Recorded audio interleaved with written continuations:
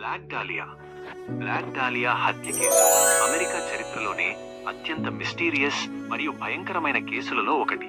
ఈ సంఘటన జరిగి దశాబ్దాలు గడిచినా ఇప్పటికీ ఈ మిస్టరీ వీడలేదు. దీనికి సంబంధించిన పూర్తి వివరాలు ఇక్కడ ఉన్నాయి. 1. బాధితురాలు ఎవరు? బాధితురాలి పేరు ఎలిజబెత్ షార్ట్. ఆమె 1924లో మసాచ్యుసెట్స్ లో జన్మించింది. సినిమాల్లో నటించాలనే కోరికతో ఆమె లాస్ ఏంజల్స్ కు చేరుకుంది. అప్పట్లో ఆమె అందం, నల్లని దుస్తులు ధరించే తీరును చూసి మీడియా ఆమెకు బ్లాక్ డాలియా అని పేరు పెట్టింది. 2.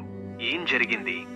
జనవరి 15, 1947 ఉదయం లాస్ ఏంజల్స్ లోని ఒక ఖాళీ ప్రదేశంలో ఒక మహిళ మృతదేహాన్ని ఒక స్థానిక మహిళ చూసింది.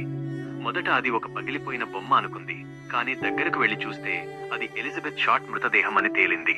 ఆ హత్య జరిగిన తీరు చూసి పోలీసులు కూడా హడలిపోయారు. ఆమె శరీరాన్ని నడుము భాగంలో 2 ముక్కలుగా కట్ చేశారు. శరీరంలోని రక్తాన్ని పూర్తిగా తీసేసి మృతదేహాన్ని శుభ్రం చేశారు. అన్నిటికంటే భయంకరమైన విషయమేమిటంటే ఆమె ముఖంపై చెవుల వరకు కత్తితో కోసి ఒక వికృతమైన నవ్వు, గ్లాస్గో స్మైల్ లాగా చేశారు. 3. దర్యాప్తు మరియు మిస్టరీ. పోలీసులు వందల మందిని విచారించారు.